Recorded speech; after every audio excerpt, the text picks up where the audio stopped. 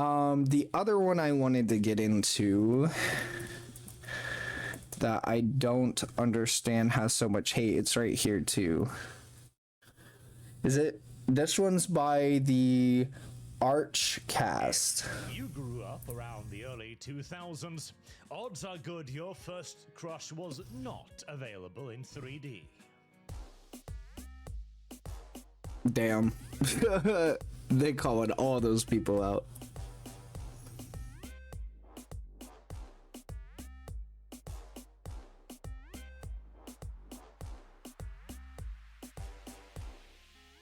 We had it good back then.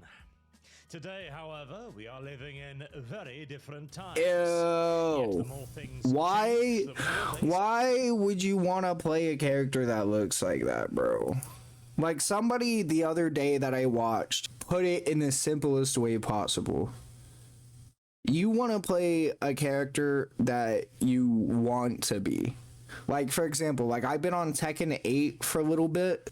On Tekken 8, I play Lee. He looks awesome. He looks like almost like he's supposed to be an ODST kind of guy without a helmet. He just has goggles.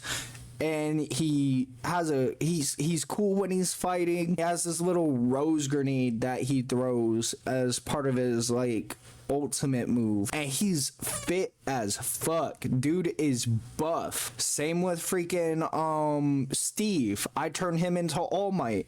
It is freaking awesome. I love playing characters like that. And then I have the what's the one? She's like kind of like a samurai. She has the samurai mask in one of her skins, and she fights in that martial arts style. I like using her too. She's pretty, she's cool, her fighting style is awesome. Like, why do people think we want this? I know you can't see my cursor, but why do people think we want this? Like, I don't want to run around like that in a game. Can that character even run? I don't fucking know. Yet the more things change, the more they stay the same. We've seen a whole rash of shows over the last few years appealing to the sense of nostalgia for days gone by. And finally, the time has come for the Y2K return. At least in part. As a little 7-minute long animated pilot took social media by storm and is rapidly climbing towards 1 million views right now. The proverbial butterfly has flapped its wings, as this is Butterfly, from the little indie animation Planetronica. Clearly a big throwback to the 2000s style, to the point where the video is locked at 480p. Which, I do like the style, by the way. I love it. It's awesome. Yet, mixed in with the positive reactions were things like Y2K slop cartoon with added... Like, I don't... Even that pose, I'm gonna see if I can capture my cursor real quick. This pose right here, hello? Is it not capturing the cursor? Female. Right here. This pose right here. What's so wrong with that and what's wrong with that? That's like a little... I read that as like one of the anime gag bits, you know? The character burns their hand or something, and then they get turned into like a shorter, simpler version of their character, and their hand is really big and red, and they're holding it with their other hand, and it's comedic effect. It's comedic effect. That's literally what it is. People are so quick to be like, oh, it's Gunner Bay, oh, it's slob. Like, shut the fuck up and enjoy the show, bro. A porn bait character? Or Planetronica is going for the incredibly horny European anime-inspired content. What is... You gonna go play a Tekken and somebody do this pose right here, do the little stretch and the hip to the side, and you're gonna go complain? I don't think so, bro. If so, you're playing the wrong fucking game. Go somewhere else. Like this video, we're only a minute 30 into this video, and not the guy, not Arch. He's cool. His commentary is cool. But like, like I seen this all. I had to close Twitter the other day. I was scrolling and I saw so much hate for both of these. I was just like, I'm done.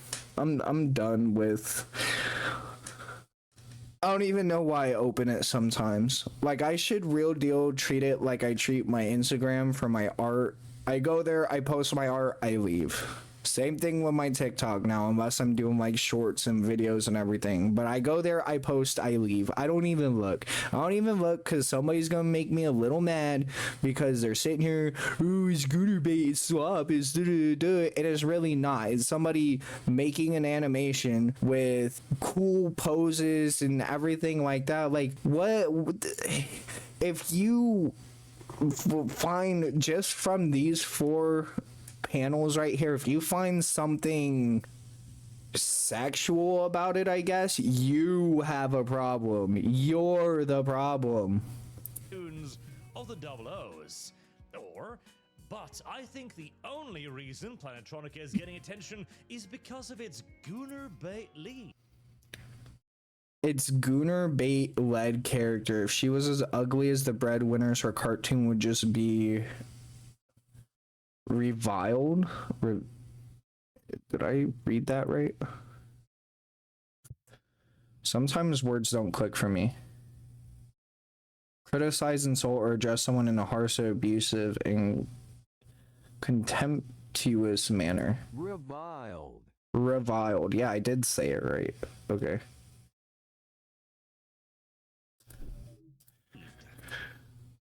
Okay, but why? I mean, Breadwinners was like a comedic show, okay? It led on its gags and everything. But like, are you gonna sit down and watch a show with cool and pretty characters, or like, I don't get the point in designing a character that you don't want to look at. Like, even if they're meant to not be the most appealing or the most clean, like, they still gotta have something to appreciate. Like, why have we come to a point to where we can't appreciate character design and how cute or pretty or badass or whatever the fuck a character is supposed to be? Porn bait? Incredibly. In my opinion, they could have done a whole lot worse.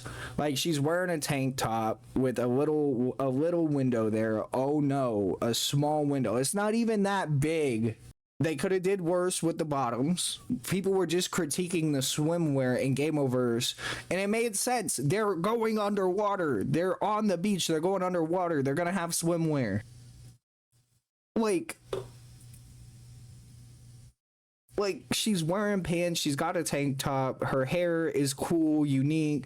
I mean, she kind of has my yellow stripe. I had that first, just saying. But you know, like, what do you mean? What do you mean? What's wrong with this? Gooner bait? Again, if this makes you... I can't say it too loud because I have family here. I'm being loud, but... horny, if it makes you horny, you're the problem. Get it together, people. I clearly need some testosterone tablets because I'm not horny enough for this. I mean, come on. The only thing exposed on her are the armpits. Oh. And again, that's really the only thing exposed besides her arm, but it's the armpits. If that's your MO, I mean, good for you, but like, you know what? All these people are self-report. All these people are self-report. I just realized all these people are self-report. If you say, oh, it was too sexual, and the only thing that's really revealed is her armpit, you're saying something about yourself, bro. I'm just saying. Big L. I never understood that one. Here we have a cute and certainly attractive female character. Again, yes, cute, attractive, but it's not like they went balls to the wall to make their audience horny for her. You know what I mean? Like, that's not even close to the premise of what this is. You got two characters here challenging each other to a game of street ball, and people are so worried about what the female protagonist looks like and how cute and how attractive she is. Like, bro, like, I don't even know. I'm running out of words at this point. Like, I say this one has me more heated than the Game Overs one, to be honest. And not saying the last video, like, not saying something about him. Like, it wasn't his video that had me riled up. It was a different video I saw that people were going off about, and then I saw this one under that one too, and this was the one I really wanted to talk about because this one seemed like it got flamed a lot too. I don't get it. I don't get why people are so heated about this. Art is certainly heading in a certain direction. See, now that's someone else though. You can't control what other people do. That's someone else. If someone else decides to draw that, that's on them. It's not the creator's problem. The creator didn't tell them to go draw that. The creator themselves didn't draw that. That's the fan art. People need to start separating fan art from the actual show. Oh my god. It's fan art. They call it fan art for a reason. It's not the creator's fault for the fan artists. You can't fault the creator over the fan artist. You just can't. It's stupid. At least by the 2000 standards. But there is, of course, the problem. We are not in the good old days anymore. We are in the age of safe horny. The war on anything even resembling normal sexuality. An age where it is more controversial to say you want to fuck Eve from Stella Blade than it is to say that you want to get your guts rearranged by a 12-foot cow cock. And the things we have in games and animations are the problem. This is a fucking problem. You wishing you could do this is a fucking problem. Hell, I say reading this is a fucking problem. You want to talk about problems? You want to talk about horniness and sexual deviance and everything? This is the fucking problem. A monster bait romance, and we're over here crying about goon bait, and you have this shit out there. This is like, I don't even know. Effects on society at large. Back in the 2000s, this would have just been like this. That's a taunt. That's a standard taunt, and I was wrong. The little window is there in the animation, but it's not even that big. And like, this is a taunt. This is clearly a taunt.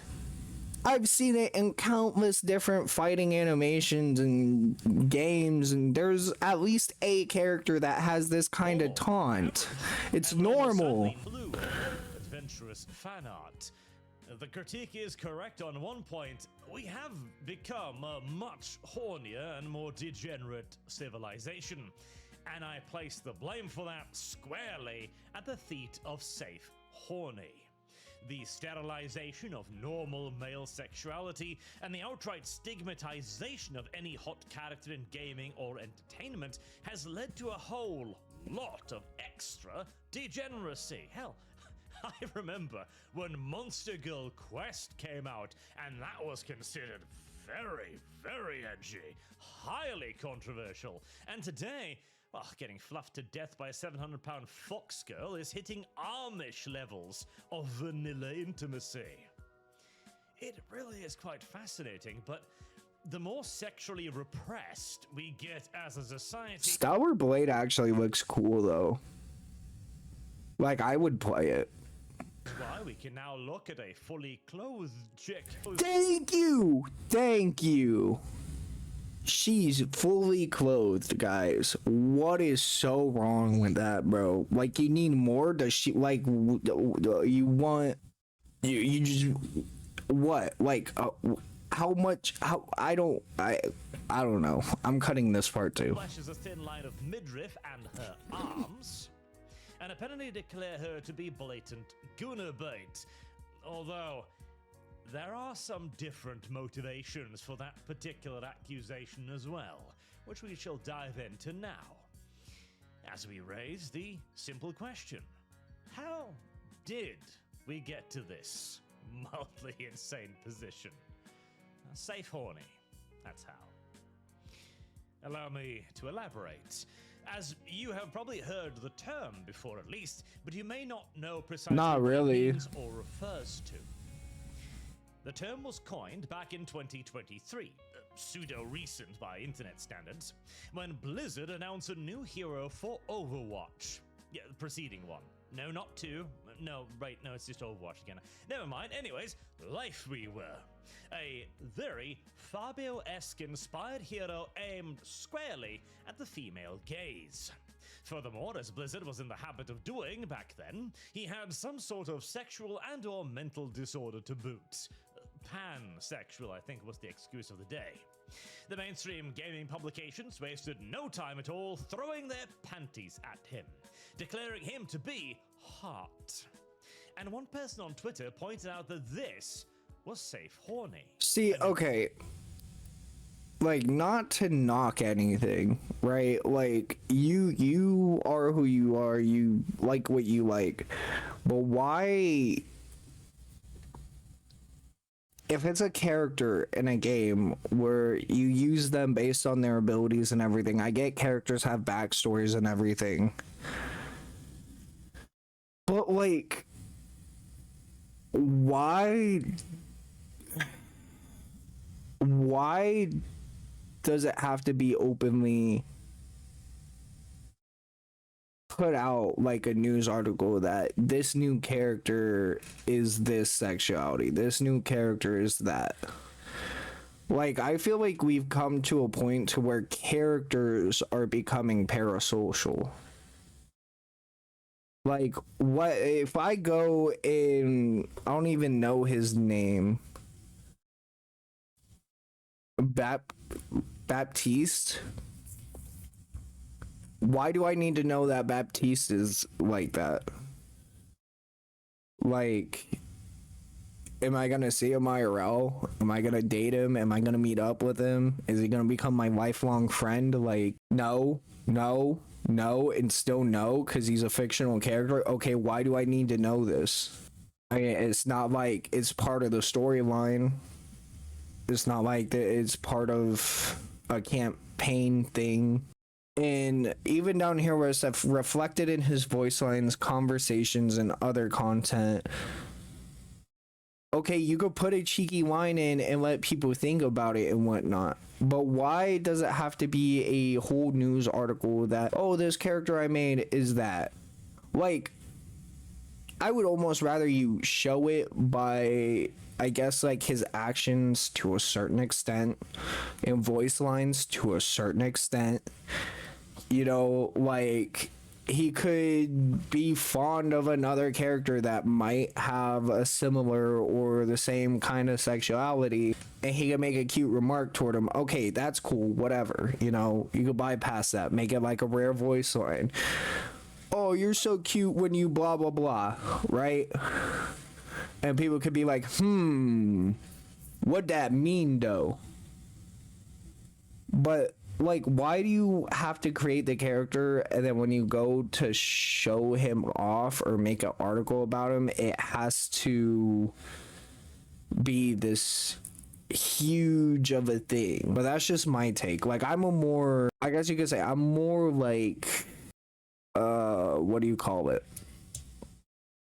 I'm more relaxed when it comes to my things. Like, I can sit back and you don't have to know this about me until, like, something happens, right? Like, let's say, like, if I ended up with a boyfriend, right?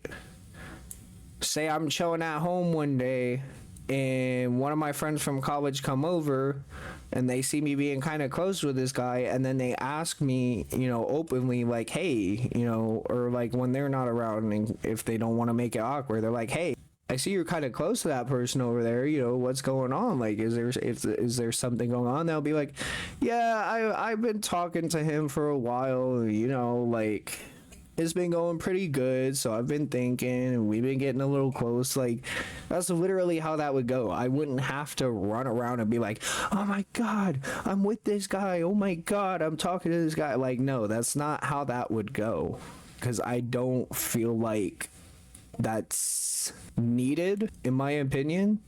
Like, that's how I'd be about it. Like, that's just an example, right? Like, This was Safe Horny, a new subset of Safe Edgy. Now, you're probably all too familiar with that term. Safe Edgy is progressive opinions or memes that are presented to the world as if they were totally edgy and super risque, whilst carrying absolutely zero consequences whatsoever. Think Hassan Piker, one of the richest influencers alive today, wearing a Tax the Rich shirt. That's or Robert rich. De Niro saying "fuck Trump" from the biggest stage on earth. Or literally any joke, quotation marks, joke, that targets white people. You know, stuff posted by 30-plus-year-old boomers with bright green hair that still thinks somehow they're fighting against the patriarchy. In fact, we got a fantastic example of this a few weeks ago with the middle-aged white guy artist known the as bunny tail was Banksy cute. putting up a statue in London with full governmental approval, showing a man blinded by a flag. Anywho, Safe Horny is the sexy equivalent of this. Something you're allowed to be publicly horny about. Something that makes you feel as if you're being a little transgressive out there, whilst not really actually risking anything. But what then is the determining factor in this? How do we know what you're, quote, allowed to be attracted to? Well, its earliest and simplest definition is quite simply not what you, as a straight male, is attracted to. Anything and everything a normal man might find appealing, like a smirking, sassy redhead, for example, which is basically an adult Gwen, which is everything I've ever asked for in this world, is bad, naturally. This in generally is but referred why? to as, Fully if we're going clothed, to get bruh. academic, the male gaze. A coin first used way back in 1975 in an essay written by a second-wave feminist by the name of Laura Mulvey. She theorized, or, well, declared, more like, that the male gaze, which was attracted to, you guessed it, traditionally attractive females, a sharp plot twist indeed, was in fact oppressive. Because Look at all the see, pretty if outfits. men wanted a certain thing in their women, and thus in turn in their entertainment, this then was the men controlling women and how they were allowed to appear and appeal to them, forcing them to take on the role of It's a funny he simple talks about the male gaze and everything, and they switch to the full bodysuit. spectacle. Their minds and agency were therefore rejected, and the women were robbed of all power. And there's the word that pretty much Why'd the sums it all quality up. drop? Power. Because even as the concept of the male gaze and safe horny has evolved, we now see more conventionally attractive women be claimed as safe horny too.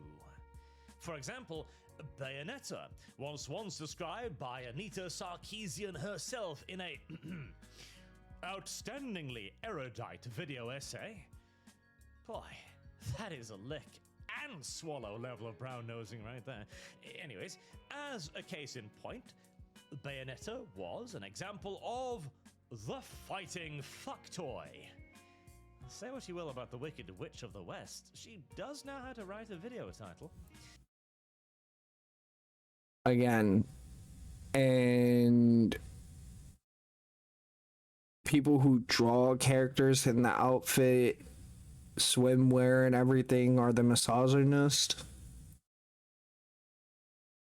You have feminist frequency calling Bayonetta a fighting fuck toy. And men are the problem. Fighting fuck toy. The fact that you'd use that vocabulary tells me how you truly are thinking about these things, right? Don't get me wrong, Bayonetta is whoo. But like, again, why would we want to sit, especially if the campaign is like 20 hours long, right? Why would I want to spend 20 hours looking at something ugly? Made to be ugly on purpose.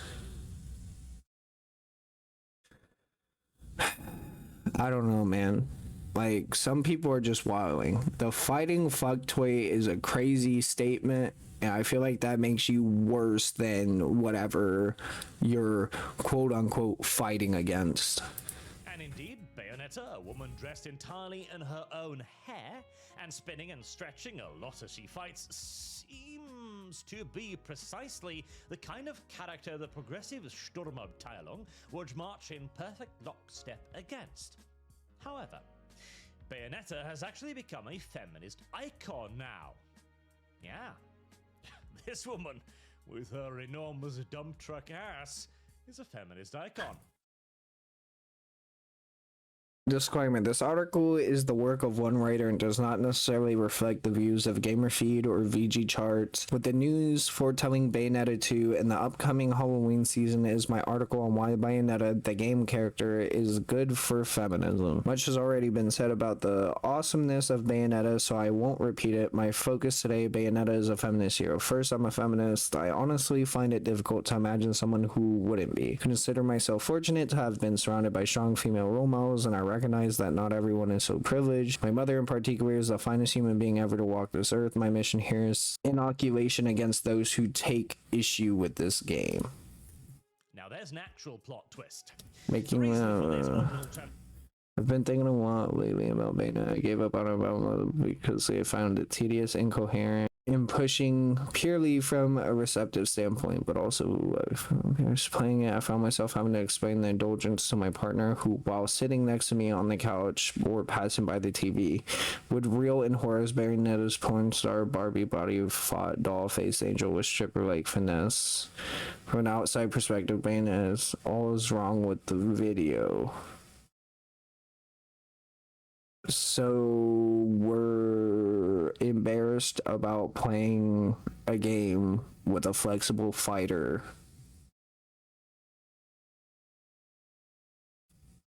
fighting doll-faced angels. Is that Bayonetta is now seen as empowering power. A strong female protagonist with outstanding combat skills and wit, she challenges traditional gender roles by showcasing her agency and autonomy throughout the game. Far from a damsel in distress, embraces her sexuality as a weapon against her foes. Despite Bayonetta's strength and independence, her design leans heavily into sexual objectification. Her appearance, characterized by revealing outfits that suggest poses, arguably caters more to the male gaze than to female empowerment. Contradiction, important part of analysis. She clearly looks drawn designed by a male knowing his gamer audience. Oh my god, bro.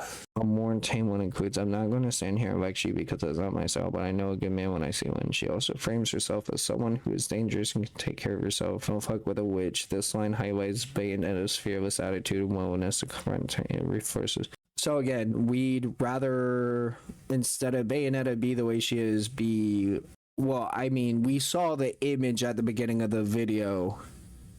Fat and still flexibly fight. I don't think that works out, to be honest. And to be honest, if we really want to go there with the clothing, not even from a gooner standpoint, if she wears something like that, I feel like that allows her more mobility to fight the way she does. I'm just saying. From a practicality, why do you think there's like the full body suits and everything for like these anime characters and everything? Because it's probably one, easier to animate, for one, you know, it's tighter on the character and you don't have to worry too much about physics outside the body. And then two, I think honestly for combative purposes it works. So I mean, you do you though. You have your opinion. So, one is the stuff that most straight men would have a challenging time jerking off to, like thirsty sword lesbians and its aggressively uggo art style, or the enormous variety of straight-up monster rape fetish material out there, or just in general, men dressing up in leather and latex pretending to be dogs. Then, on the other hand, we have characters that might very well be attractive, like Bayonetta, or even characters that are quite obviously just pure fetish material, like Lady Dimitrescu. I mean, come on now. A 9-foot dummy mummy that chases you around a castle, not to mention her 3 daughters desperately hungry for man meat. And if you want to talk about unrealistic body standards, as IGN really wanted to do with Stellar Blade, calling Eve a, quote, a doll sexual. Stellar Blade is more realistic than those 4. By far more realistic to human body structure. I mean, I'm not saying there's not tall girls, there's not built girls, whatever. But that's not, on average, that's not what you see. You get what I mean? Like, somebody really has to want that. I don't know about tall. I've been hearing lately there are, I guess, surgeries that can make you taller, but to me, honestly, I don't mean this in any way, but you're born with your genetics. You're born the way you are. If you get the leg lengthening surgery, that throws off your body proportions because now you have longer extended legs, but your arms are, at least from my understanding, because it's just a height surgery, it's your legs. But what about your wingspan? Now your wingspan doesn't line up to your body. You're gonna look hella weird. I'm just saying, it's not. I'm a kind of person, I believe in natural. Okay, I'm gonna put it out there. Like, natural looks, that's you know, groom yourself, take care of yourself, you know. Natural, in my opinion, unless it's life-changing in a way that you need it, natural is healthier for you, in my opinion. You would think has never seen a woman, end quote. But I'm not a doctor, so I don't know. The fact that Eve is literally body scanned from a real woman, just disregard that and let us talk about instead turning a 5'6" Polish woman into a 9'6" vampire with tits thicker than most men's thighs. So, how do we square this round hole again? The answer will truly shock you. The left has a double standard. They do. I know. Shocking. Although, okay, to be fair here, it is less of a double standard and more of a, well, no, it is a double standard, but they have a reason for it. Bad reason, sure, that will have required significant amounts of mental gymnastics, but we'll get to that a little bit later, but a reason nonetheless. There is a paragraph from an article that I would like to read to you here that lays it out pretty well. Keep in mind the whole male gaze thing we mentioned earlier and how it oppressed women as you hear it. Quote, take a character like Lara Croft, for example. When Tomb Raider first launched, she was hailed as a watershed moment for gaming. A tough female heroine here to ruffle some feathers in a very male-dominated medium. And no doubt about it, Lara was that watershed moment. But several men tried to steal this power away, whether intentionally in order to keep gaming male-dominated or accidentally because they had never had to consider women in their space before. Things like the nude Raider myth, the boob-sized bug myth, officially busted once and for all in our interview with Toby Gard, and other over-sexualized depictions of her tried to rob Lara of her shine. While women saw her as an icon, a trailblazer, many men acted as if nothing had changed. Lara was there as a plaything for them, both literally and metaphorically. End quote. Now, I can visibly see the confusion on your face. What do you mean Lara Croft was ruffling male feathers? Or that gaming geeks from the 90s were trying to keep gaming a male-dominated space? Oh yes, that was a common refrain back then. Gosh, I really wish all of these gorgeous women with enormous tits would get out of my video games. Yeah, no, I don't think that's accurate. Complaining. Believe you me, I was there at the time. And again, if Lara was all guys want a baddie, it was hardly our pristine coats. I mean, have we forgotten every piece of advertisement? I don't mean that in that way. Like, all guys want a baddie, sure, but like, if there's somebody you meet and they got that personality that steals you away, that works too. I'm just saying. You never know. You never know what you come across in life. For the early Tomb Raider games. What about the one with a little... Yeah, because guys would be like, oh, I don't want to see this in a game. Yeah, okay, buddy. Okay.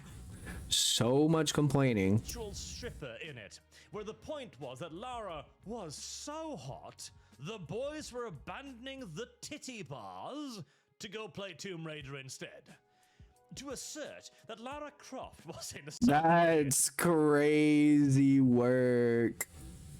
That's crazy work. What do you mean a game is putting a titty bar out of business, bro?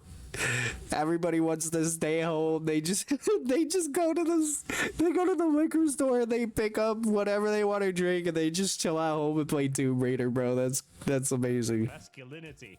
Oh, that is a Hassan Piker level rewrite of history right there. For real. Now, if however we were talking about today's Lara, then we have an argument. See, Lara Croft became one of the early battlegrounds in the feminist push to conquer gaming. The reason why they abandoned the Sarkeesian fighting... God, the lighting on the leggings. Was a bit of a losing move. And so like, look at they that. tried to claim and subvert them. Lara Croft is their most successful capture to date, having turned her from a character played by Angelina Jolie, and even she had to stuff her bra to fill out the role, to being played by a sentient washboard in the 2018 film, which bombed That's crazy. with a 6.3 rating and failed to even break even. And The character wasn't accurate. in the 2024 animated version, where there is literally no excuse at all to not give her the full twin powers, she was represented as a small Asian boy. Oh yes. That's crazy. Oh, yes, the animated Lara Croft was so bad, she in fact gets tit-mogged by her voice actress. Damn. Y'all couldn't even draw it, bro. Y'all should have just drew it and just let it be. Let the people that enjoy it, bro. Like, I mean, really, excuse me, hold on, I'm about to burp. Like, that's how I'm gonna be with my animations, right? I would say I start building my portfolio and everything. I'm gonna make what I'm excited to make. I'm gonna make what I'm proud to make. I'm gonna make what I'm happy to make. What gives me passion to create. Like, for example, right? My stuff is a very simple at most right now. People need to follow their passions more without fearing the criticism of the people who aren't gonna watch it anyway. I guarantee you made Laura Croft the way she was supposed to be in that show, you know, like from her original concepts and designs, just in better quality. Anybody that would give pushback about it probably isn't even watching the show to begin with. They're just hating the hate. We live in a society. This, then, is the reason We do why live in a Lady society. Dimitrescu is okay, and why Lara is okay now as well. Both of these characters are now their characters. They are built not for the male gaze, which is of course oppressive and unempowering, but instead built for the female gaze. They are queer-coded, or otherwise signaling to the progressive side that they are their fighting fucktoys now. Of course, this realization... See, that's the thing. They're fighting fuck toy. God forbid I or another dude talk about a character like that and call it, not saying I would, because that's just not something I would say.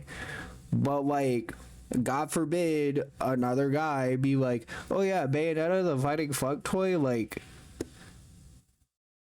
people would go absolutely ballistic over it. But then let a woman consider Bayonetta that, and oh, it's all good, it's okay, because it's, you know, they're not being misogynistic. I'm not a man, you know, objectifying a woman that way, but it's okay if we do it. Okay. Serious mental gymnastics. I mean, the male gaze is the worst thing ever. It literally ruins women's lives. God forbid a guy find a woman attractive. God forbid that you see a pretty lady over there and wish to pay her a compliment. God forbid you look at her, you're like, I want to talk to her and, you know, see what she's about, because I just think she's so pretty and whatever the fuck. Like, God forbid you approach a woman because you think she's beautiful and you want to talk to her and get to know her. Like, what? Them to twitching men. I think that's why I have a problem approaching people nowadays, to be honest, because I'm so worried that that person is gonna take me wrong when I mean to be so polite and endearing that I'm genuinely just trying to talk to you and find out if we can hang out more and really get to know each other and stuff. Because we live in a society. Rex. It is a lens of entitlement, one that gives men the right to stare at women, to touch them, and inevitably grape them. In our modern day grape culture. Oh yeah, this was from 2013, back when feminists were concerned about rape culture, before the rape statistics exploded. Ironic that. Anywho, the question is, if this thing is so unbelievably terrible, how can we do it to others with a straight face? I'm a gothic indulgenist, a fancy way of saying I study horror video games. This long read is an extension of my PhD research, but also an examination of myself. It explores my experiences with the consensual submission in gothic media like Metroidvania, but also in human interactions more broadly. It explains why mutual consent, power exchange, and gender equality are paramount, but how this attitude is societally on the back foot. Atypical stances on power, from mommy doms to catboys, are ostracized by the silent majority, cis, white, heterosexual men, as castrating and alien. I shall explore this persecution phenomena as well. It explains why mutual consent, power exchange, and gender equality are paramount.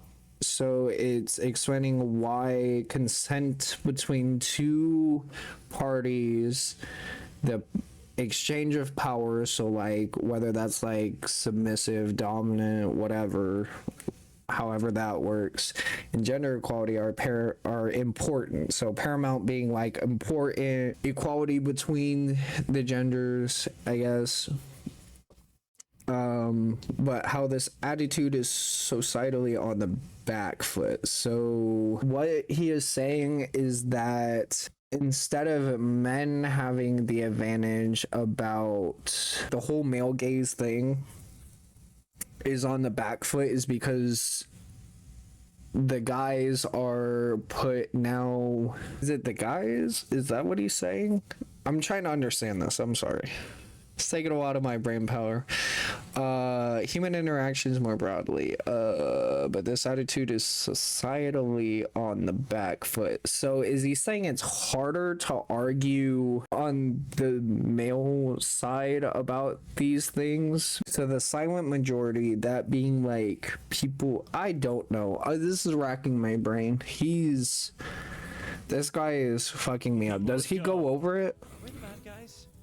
But instead, the left went looking for justification and has over the years managed to produce a... Okay, yeah, so that's what it is. So the best thing about tall lady, because I'm not even sure how to pronounce that, honestly. The best thing about tall lady is we're all in it on the joke. So yeah, we're on the back foot, or guys, straight guys are on the back foot. They have a harder time defending their stance because we're put at a disadvantage because of the whole male gaze argument and everything. Got it. I think. Tell me if I'm wrong. If I'm wrong, I'm wrong. That's that. But I think I got it. Astonishing spins, twists, and turns. Okay, wait. Mere anticipation of the male gaze increased self-objectification in young women and led to greater body shame and social physique.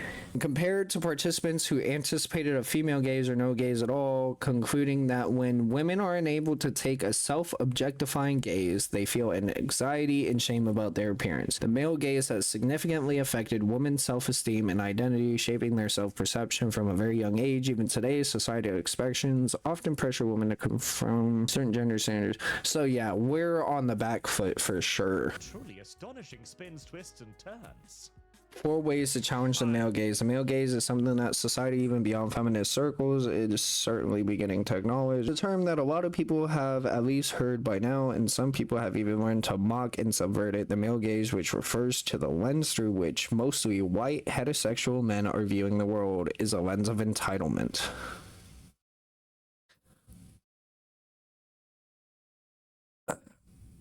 Okay. A lens of entitlement. Okay, we're gonna start playing by books now, okay? Entitlement. A legal right to benefits specified by law or contract. Okay. Entitlement, behavioral trait, sense of entitlement. Here we go.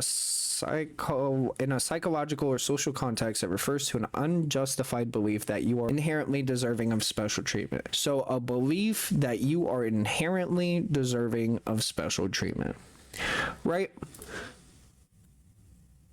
So if we actually do the term here too, self-entitlement is the belief that you are inherently deserve special privileges, resources, or recognition regardless of your personal effort, merit, or rights of the others. And this says the male gaze, which refers to the lens through which mostly white heterosexual men are viewing the world, is a lens of entitlement. No, I think that's bullshit. Why do I think that's bullshit? For example, I went on a cruise with my family this past month, right? I did my thing like I normally do. Go, because we have the drink pass on the ship. So we have like 15 drinks a day that after that it's maxed out, right? Until the next day.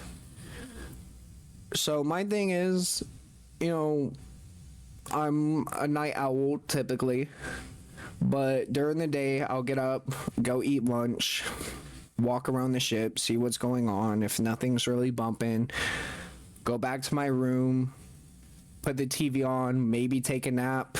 Then at night is when everything was really bumping. You got little music groups, you know, near the bars playing music. Everybody's vibing, drinking. You have the casino that's usually open till like 3 a.m. because that's when people really start to clear out. And the bar doesn't close down until the casino, you know, clears up. But all that's a short tangent. Basically, by the time everything else is done, the last thing that closed down are the bars in the club. I went to the club.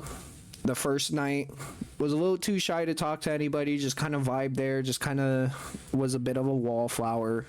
Second night, kind of same thing. I chatted with a few people, got a little chatty, but didn't really, you know, do much. Third night, I see this pretty lady. She's dancing by herself. Her friend, so I'm gonna have to open a drawing app.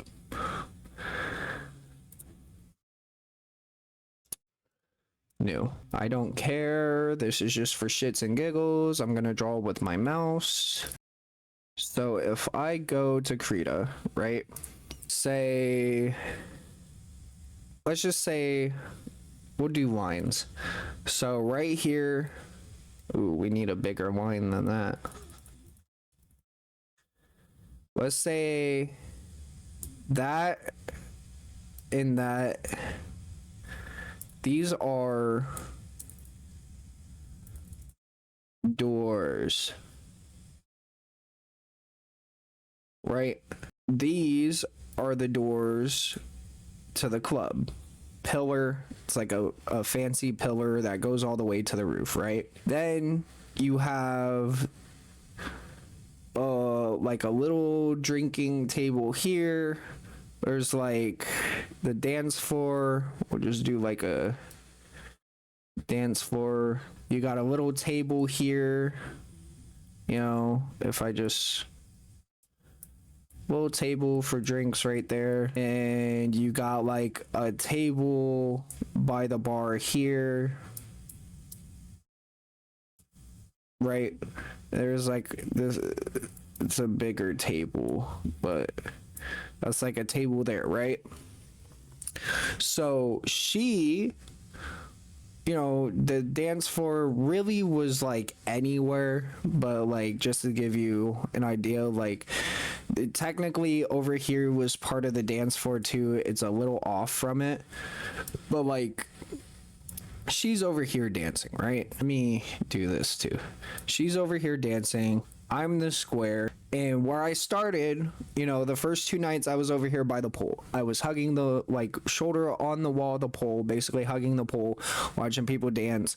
There was another person over here, right over here, that I talked to, right? So I chatted with them a little bit that second night, and that was it. But that third night, she was over there dancing, right? Obviously, you know, 18 and up are allowed in the clubs, everything like that. But yeah, she was a young, pretty woman, you know. And so she's dancing alone, and I'm kind of like sitting here, and I'm just like, do I talk to her? Do I not talk to her? What do I do? And then I remembered the advice I got from a comedian after a show on the ship. That was another activity I did before the clubs, because it would go comedy show, then the club opens and everything like that. So I go do. I'm a little nervous. I got my drink in my hand. I'm like, hey, kind of saw you enjoying yourself over here. You mind if I join you? So then we start to dance together a little bit, right? So then we're hanging out. We're chatting. I get to know her, you know. And then we end up over here at the bar. She's over here with her friend, you know. I'm over here, and you know, being a gentleman, I asked her if I can get her a drink, and so I got her one of her favorite drinks, and we kept talking. And then guess what? Because I thought she was pretty, I decided to talk to her. I decided to dance with her. I decided to get her a drink because I'm very interested in her, because yes, 1, I did think she was very attractive, and 2, we had a great time. So then her and her friend, they're making plans. I'm just doing my own thing. They make plans. She comes back over and she's like, hey, the club is probably going to start closing down soon. Do you guys want to go, or we're going to go get pizza. Do you want to tag along? I was like, yeah, I'll tag along. So she goes out the door, and where am I? I walk out the door, and then her friend also joins us, right? So then we leave. We're literally walking the ship in, because the pizza place is like up a couple floors and it's the other way across the ship. We get up, I'm going and walking. My brother and his friend are sitting at a table by where the comedy show was, right? He sees, it's kind of funny. He kind of looked at me and I looked at him, and then I looked away and I just kept carrying conversation, walking with both of them. Yes, later that night he did have something to say about it. But the funnier thing too was that I went and got pizza with them, right? We got our pizza, we sat down, we're talking, get to know each other really well and everything. And my other brother, Fubo, you guys know him, Fubo, and my aunt, they, I guess, were eating over, because the area where the pizza place is, it's like a little buffet area too. You have a pizza thing where they make fresh pizzas. You have a deli shop type thing that works similarly like the pizza. They make fresh sandwiches there.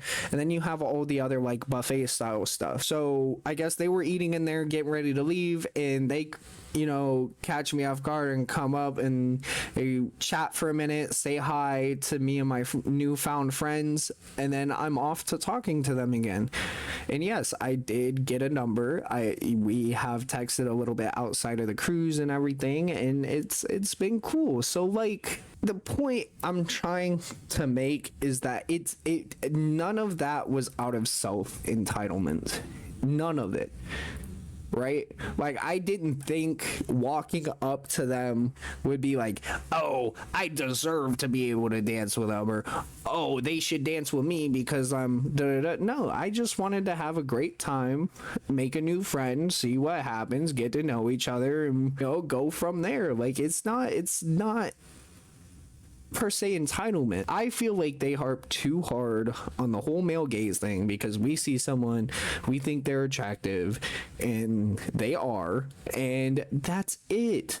I mean, there are worse people out there. I'm not saying everybody's perfect. I'm not saying there's people that don't have a sense of entitlement like that, or in other words, narcissistic, but like, by no means in any of that interaction was there a sense of entitlement. And on top of that, they were the ones to tell me they were really interested in my story. They were really interested in knowing me, and it was great. It was a great feeling. Kind of helped me build confidence, and I feel like it's only ups from there, you know? Waste your time by going through all of it, and rather just dive to the GUI center. Hidden deep underneath language intentionally meant to muddy the issue and protect the writer's fragile ego from the self-realization of the obvious double standards at play here, is a very simple point, as demonstrated in this title from Inverse. Quote, Stellar Blade and the male gaze, attractive to who? End quote. And furthermore, in the article, it also goes on to ask, and what does this say about the players the game is chasing? What gender are they? What sexuality? What nationality? Oh, I wonder. Even then going on to say in the article that it is very unwise to appeal to those silly male gamers alone. Don't they know they're alienating a huge... Not saying there's not female gamers, but gaming, especially with how people are these days, like, it started with male. Like, we had the Call of Duties, the old ones, you know, the big red one, Call of Duty World at War and all that. You know, you had these, like, tough guys going through war and everything, and us as guys, I can tell you for sure, we love the hell out of a campaign like that. What do you mean I get to be this badass war hero that goes and, destroys, the evil guy is trying to destroy or overtake the world and, be freed by my captain and then go to war for him? Like, that's fucking epic. But at the same time too, like they said from Tomb Raider, also male, they ate that shit up, brother. So like, why does it need to change like that when women are wanting to come into the gaming sphere? And as more and more come, like, why do we have to appeal to an audience that is coming to us, but we're not going to? I feel like that's what has really been messed up lately, is the fact that the companies nowadays, I feel like my honest answer, again, it goes back to how I was talking about animation.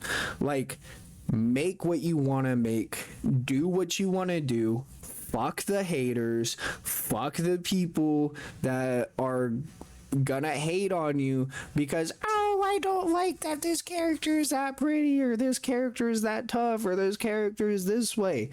Fuck it, dude. Make your badass character. Make him. Do it. Make a badass game, a badass character that people can actually enjoy the hell out of. Like, I think this Stellar Blade thing is badass. She is fine. And you're fucking shit up with a melee weapons and combination of long range attacks. What's not to like, dude? Like, I don't know, man. Like, it's been all kinds of messed up lately. And it just, my whole thing is, quit trying to appease everybody. You're not gonna please everybody. You're not going to. There's gonna be someone that doesn't like something about your game or your animation, and you just have to look them in the face and be like, okay, then just leave. Just leave. Let the people that enjoy it stay. Let them love it. Let them enjoy it. Unless it's, like, outrageous or something. But, like, I can't even think of an example right now. But, like, fuck the haters, bro. That's literally it. Fuck the haters. Do your thing. Make your cool thing. Do it. By just focusing on those dumb little minorities in gaming. Straight males. Oh well, anyways, those silly white males bought 6 million copies, so I think the studio is doing okay. And that studio is living 6 million copies. If you make something that sells 6 million copies, what is a hater to do? What is a hater gonna do? You sold 6 million copies. That's big money. Big money. So just make your thing, take your money, and keep thriving. You don't even have to acknowledge the haters. Let your success be the thing that tells them they were fucking wrong the whole time. They were wrong about you. They were wrong about your project. They were wrong about where you were going because you made it. You sold 6 million copies, and what are they doing? They're sitting here putting, some 60 to 100 words on the internet about what you did and that they didn't like it and that it hurt their feelings. Yeah, let the 6 million copies that sold hurt your feelings, bruh. But hey, thank you for your very honest and helpful advice there. For you see, despite all evidence... Bro, my face is so hot. I'm so fucking... I'm so on it today. Damn, bro. Like, I'm heated. I'm heated about people talking about Butterfly. I'm heated about people talking about games like this and the gays and all that. But, fuck, dude. contrary, Yeah, exactly. Why? What? Who looks at that and says, I want to be that character? Not me. I'm just being honest. double salto, split finish mental gymnastic comes in. Bro, I'm Progressive, sweating. you understand, aren't trying to make games less sexy. They just want to make them more sexy for more people.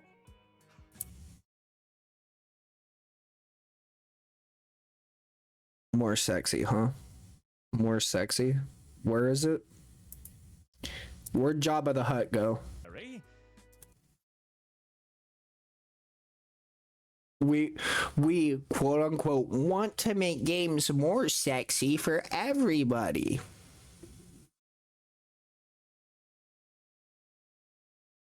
Okay. Yeah, okay, buddy. When I'm sitting there staring at Jabba the Hutt, I don't. Sexy doesn't come to mind. I'm just saying. I'm just saying. Oh, wow. Really? You could have fooled me. And of course, that was the point. None of this is honest critique, of course.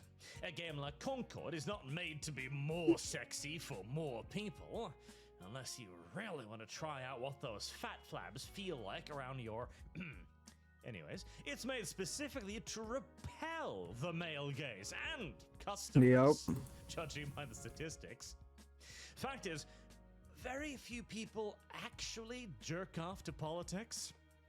And thus, every progressive sexual game so far That green has suit, been though. an Oh my earth-shattering goodness. disaster. The most recent Oh one my probably being goodness. 1348X Voto, a game praised by progressive media and given an enormous amount of attention on the socials, before converting millions of Twitter impressions into 400 people peak concurrent, with 5 people playing the game at the time of recording.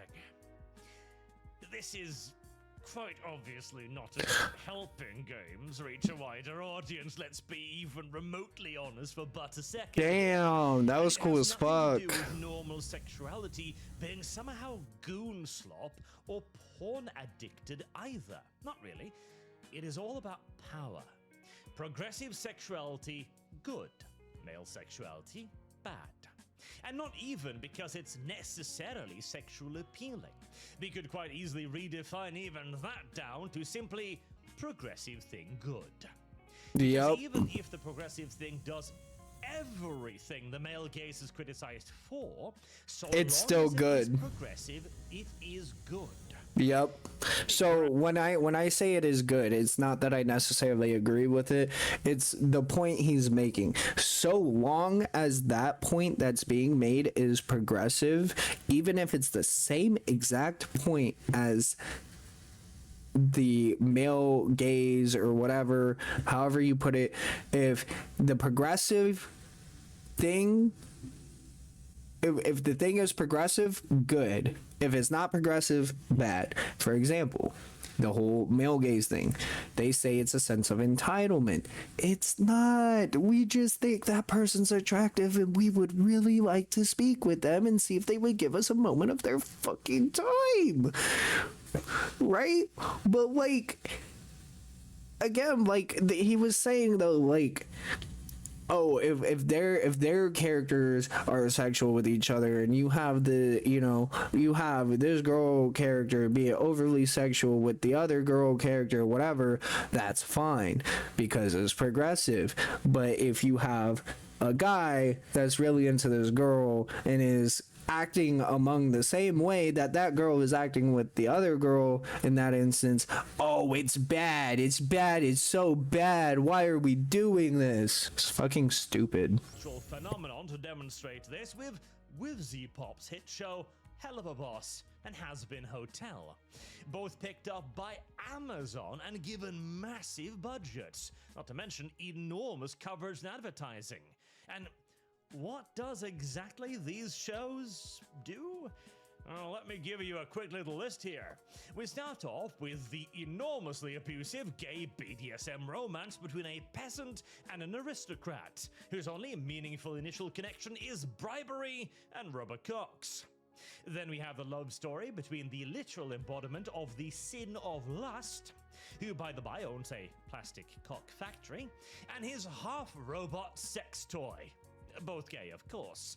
Or what about the story where a gay male porn star is beaten, butt spanked, and choked within an inch of his life by 24 barbed demon cocks twice a day, whilst his boyfriend watches?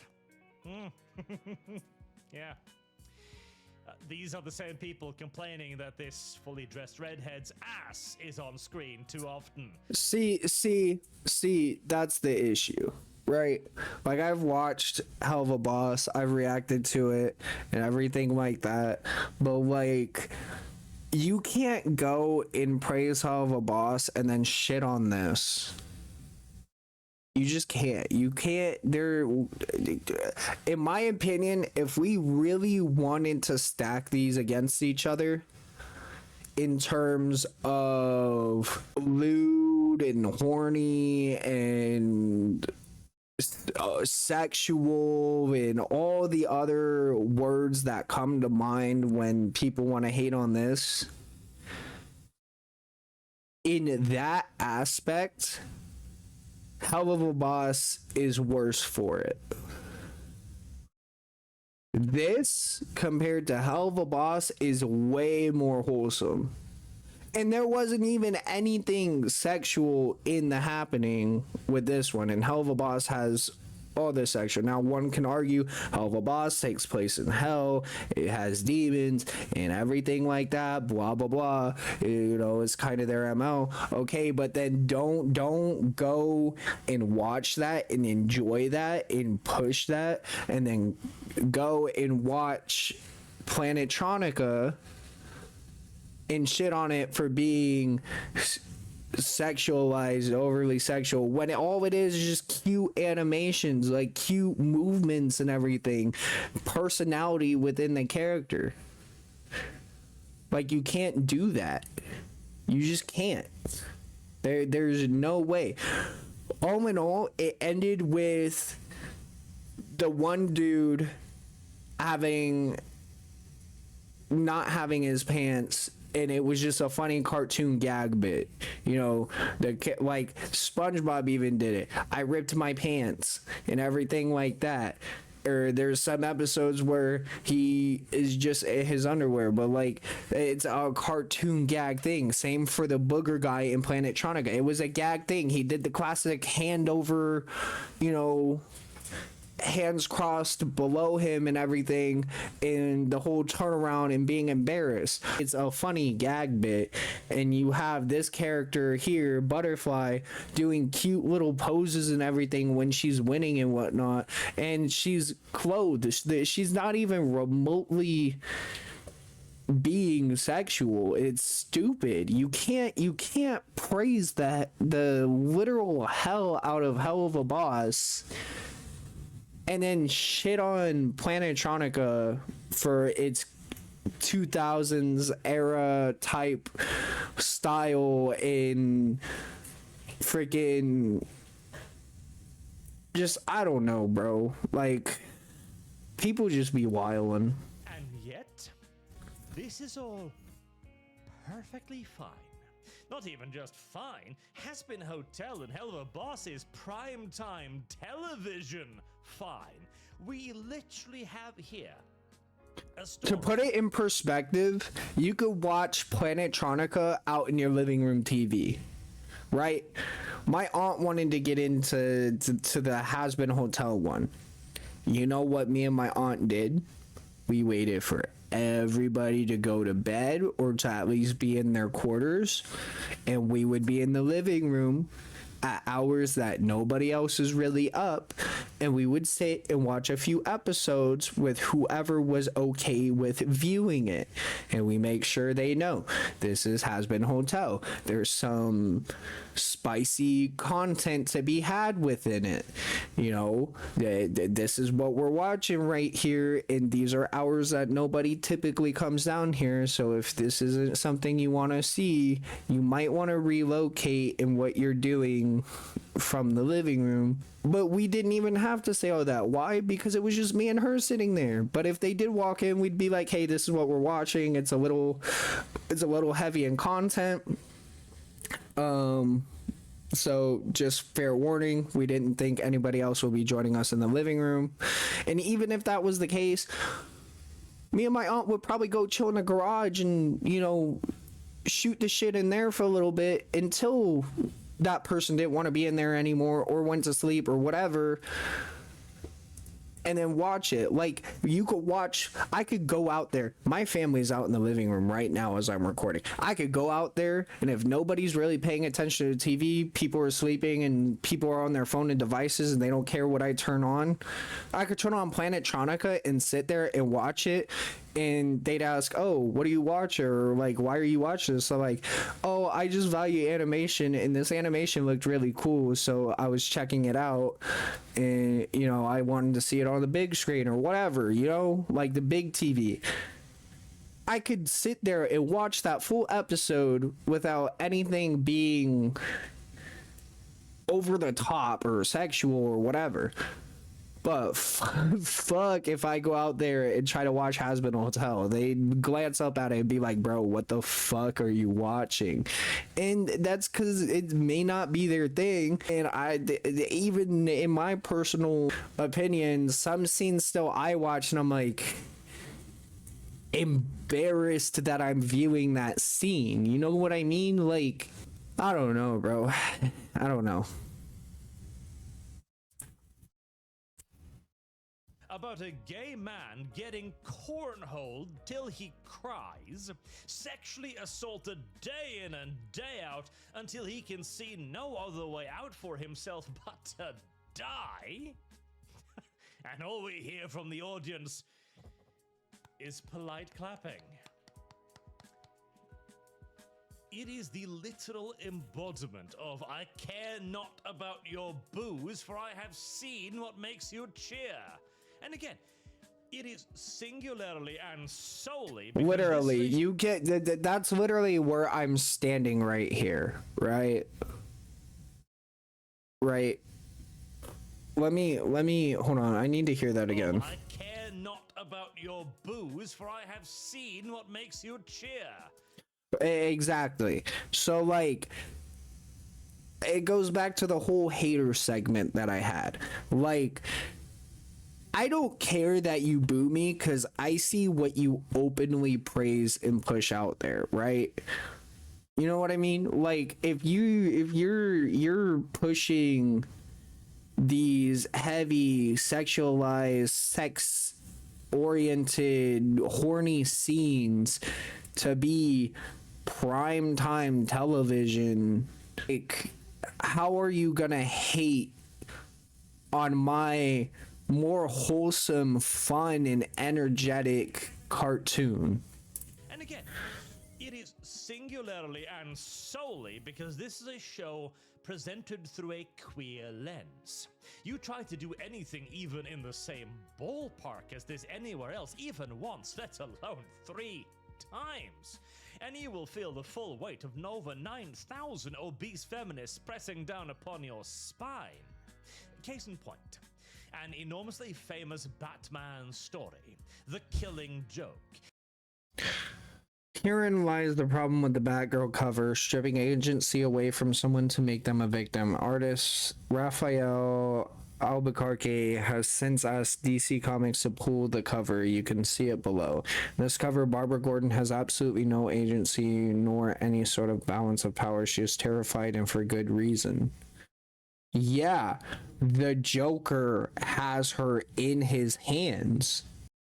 If the Joker was a real person, Like, I'm not talking actor. I'm not talking a character portrayed by somebody.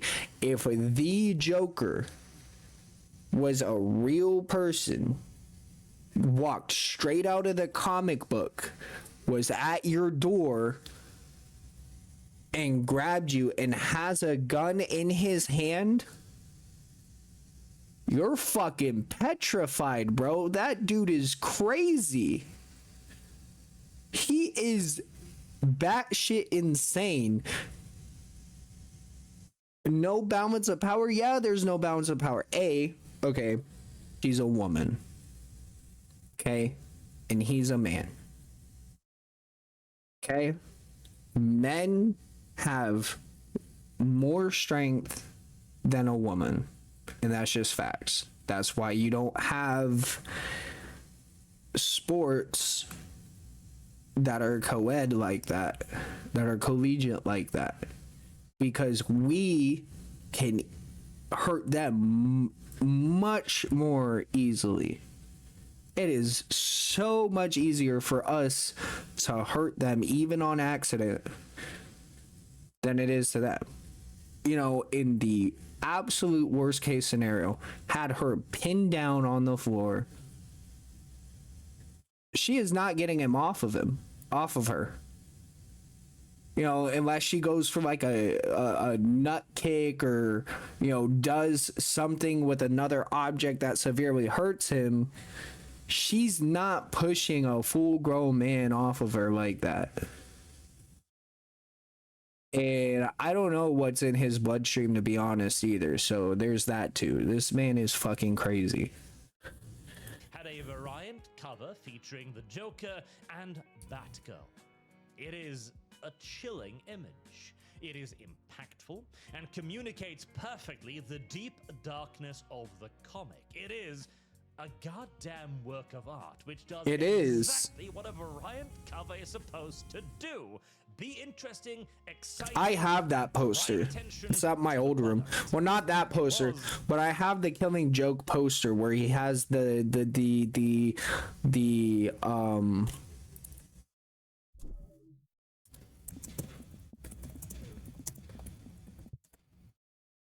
this one. Or it wasn't the button shirt, but it was the jacket and everything. That one is on my wall in my old room at my parents' house. Of course, cancelled. For denying Batgirl's agency. In other words, it's the male gaze again. Okay.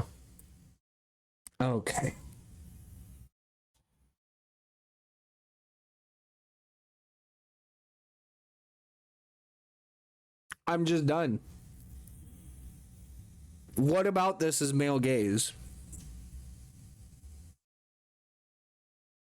So you're telling me right now, which there may be some freakazoids out there that think this way about this poster, but when I look at this cover, my first thought is Batgirl is fucking scared, and the Joker is probably about to kill her or worse.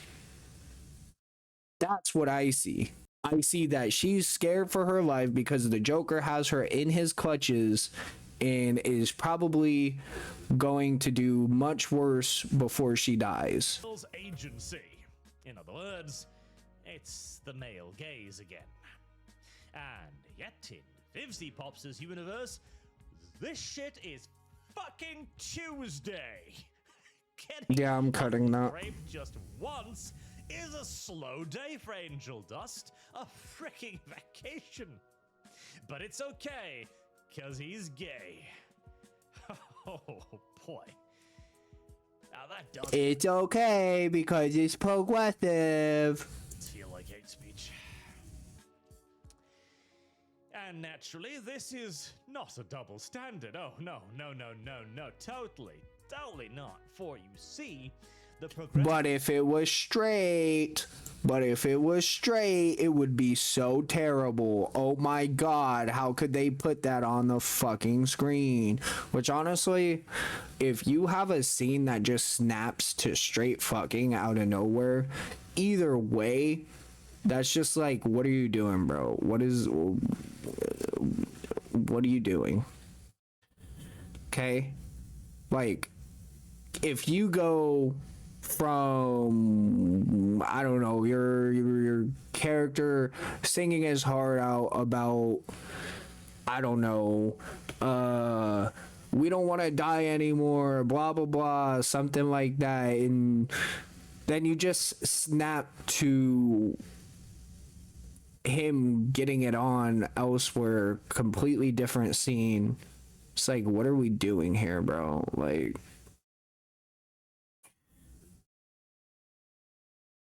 but it's progressive and gay and all this other stuff, it's okay to just have a random scene like that. I get it. It's hell, it's all that, but you can still portray certain elements without overly doing it.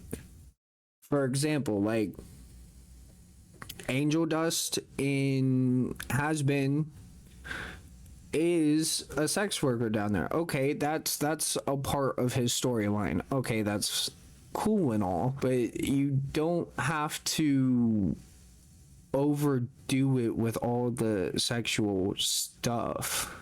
Like, if it's integral, you know, you show that things like this does happen, you show that there are abusive relationships and everything, that's fine, but you also have to balance it within the story, and you have to be able to show it in an appropriate context, if you get what I mean. I don't know. I'm just talking. I'm giving my thoughts as I react to the video. I know not everybody's gonna agree, and I could possibly catch some flame as I continue to react and do videos and everything, because we know how the internet is. But I hope people can understand where I'm coming from. Like, I'm not trying to shit on anybody or anything. These are just my observations, and you know, I've kind of gotten into the rhythm of reaction videos. Like, I am actually starting to enjoy them. Defense here is that context matters. I'm getting flashbacks to a Scot and a pug for some reason, but details. The thrust is agency, narrative framing, and who's behind the camera is important here. Yeah, okay, so he's basically saying the same thing I said. Go back, play that back. Nope, back more. The thrust is agency, narrative framing, and who's behind the camera is context. Context is what he's talking about. Important here. Vivzy Pop, being a queer demisexual panda, or some such thing, changes everything. It is not hypocrisy, it is evolution beyond the binary male gaze. Allowing them to have their cake and glaze it too. When you do it, it is oppressive and evil, and you should immediately end your own life via a lawnmower. When we do it, it's harmless, empowering fun, because we control the gaze. It is our story. We determine where it goes and what is and is not acceptable. Implicit within this assertion is, of course, also that we cannot coexist. We can't have a smug redhead for the guys and gay anal prolapse for whatever the hell those people are, since it is about power. One must be allowed and the other must not. One must be showed. See, that's what I'm saying, though. That's where I'm at, right? Like I said, I gave my example. Me and my aunt chose hours that nobody was going to be around. We sat, we watched a few episodes. I have my thoughts about them, but whatever, right? And then there's something like Game Overs or Planetronica that I really enjoy because of the animation style, because of the character art, because of the way they did things, and they're not allowed to coexist. your overly sexual, horny storyline that's a very progressive is over here, and then you have like a wholesome, a little cheeky at best, and that's due to some of the posings, but they're not even that cheeky. They're cute. They're, you know, capture the feminine figure. Like it's more wholesome. It's about two people playing a game of street ball and destroying part of the city along with it, and they're not allowed to coexist. You can't, we can't have our fun duo over here that caused mayhem, and the girl is actually cute and attractive and has personality, and then over here it's just sex. What else? The freaking like super omega progressive and everything. We can't have both. You have to come and fight with us about that, and I'm pretty sure there's people on this side that fight about Planetronica, and it's always a side battle. It's this side or that side. Just like what you like, leave everybody else the fuck alone, and we all can be happy enjoying what we want to enjoy. Maximum charitability and tolerance, and the other must be declared goonerbait and porn-brained. They will have their toys, and if you dare to have a toy for yourself, they will take it away from you, shame you for liking it to begin with, and then mutilate it right in front of you. It is not, therefore, actually about whether or not it's hot, or if they are attracted to it even. It is asserting agency, and agency is power. Anything that further that goal is good. Oh, the boss fights look epic. Also how our dear friend and role model, Vorsh, could survive the horse files. Because the audience has no actual objection whatsoever, even to the most studiously vile of degeneracy. Even to the shit you would use as a hyper-exaggerated example of a truly wild and wicked individual that has experienced a bit too much pornography in his time, because it's not about the degeneracy. It's not about the pornification of it. So long as it is their degeneracy, it is fine. To drag this all the way back to Planetronica, this is not about Butterfly being too hot or too sexualized and how many times her ass is on screen. It is not about them believing it's Guna bait. Oh, a character has a body part that's on screen. It's so bad. It's so bad. Oh no, she turned around and now I can see her butt because she's also showing her backside and she's walking away. Oh no, it's fucking stupid. Porn or anything like that. And all of those terms are yet again meant purely as weapons to try and shame you. The reason for the outrage around Butterfly is that she's normal. This again, this guy spits.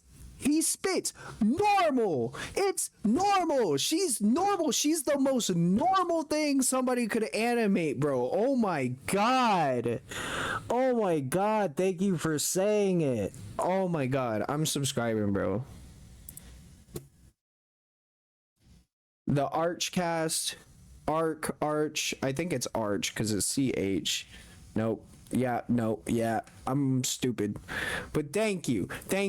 Point and case made. This is normal. This is the norm. This is as normal as you can do. Same I feel with Game Overs, even though both have sci-fi aspects. The dude built a ray gun that stopped the ball from going Mach freaking 87. And she shot it and slowed it down with the stupid ray gun. And Hazbin Hotel is as much as can be said about it. It's not normal, not in the slightest. It's progressive. It's not normal. There's a difference. It's hella progressive. is is what men are supposed to be attracted to. Yes. And when you're actively and deliberately trying to destroy men's sexuality, that is a bad thing. Yes. And finally, I'll go out on a little bit of a limb here that could be misconstrued by the particularly maliciously minded, but young boys, and to a degree young girls as well, they do actually need a little bit of sexuality in their entertainment. Nothing overt, obviously, nothing directly to do with sex, but having attractive female characters in entertainment, and attractive males as well, but it's not like anyone has been trying to take them away, it is actually healthy. Watching Bruce Wayne and Selena Kyle chase one another back and forth over rooftops is a good thing. Watching Lois and Clark dance around one another until Superman finally reveals who he is, and all of the drama and the fallout surrounding it, and Lois getting abducted 17 times a day, all of this is a perfectly good way of letting the younglings know that it is perfectly normal and natural to be attracted to the opposite gender. Exactly. I feel like there's also too much saying to there's too much playing into the progressive side. Like, again, like, I'm the kind of person, you're a woman, you like other women, good for you. You're a guy, you like other men, good for you. You're a person that doesn't care what you're with as long as the connection's there, good for fucking you. But you don't have to push it on everybody, especially younger generations, because they are so much more is it malleable is the word I'm looking for?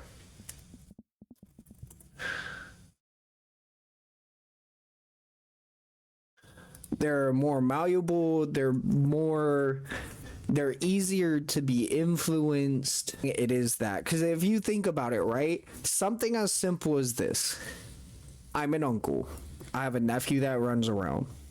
If he were to hang out with me for a week and all I did was cuss and everything, if he was around me, like, now probably not. His dad probably has it in his mind to where cussing's bad no matter what, even if daddy or grandpa or whatever does it. But like, you got a little kid running around and he's hanging out with you for a week, right? Like your nephew that doesn't know any better, or your niece or whatever. You're cursing in front of them all the time and everything, and they never learned that it's a bad thing, but they hear you do it and they're like, oh, that sounds cool. So now I'm gonna run around and drop the F-bomb or the S word and everything like that. Like, that's just how malleable they are. They can think that's cool, or they witness somebody talking to people a certain way, so then they think it's okay to talk to everybody that way, when in truth it's not. In truth, you walk out the door, you say the wrong thing to the wrong person in the wrong place, you're probably dead in a ditch somewhere.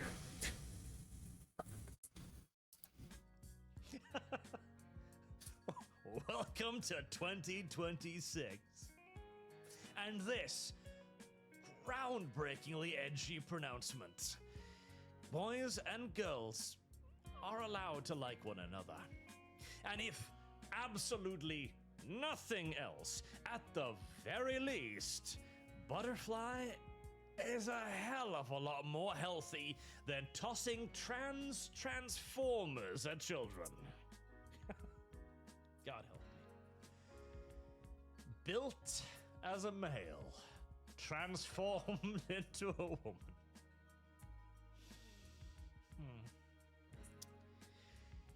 Until next time, I have been Arch. Thank you very much for listening, and I do hope to see you all again soon. Till then, have a good day. If you guys enjoy more content like this, please let me know. Leave a like, subscribe down below. The links to both original videos will be in the description.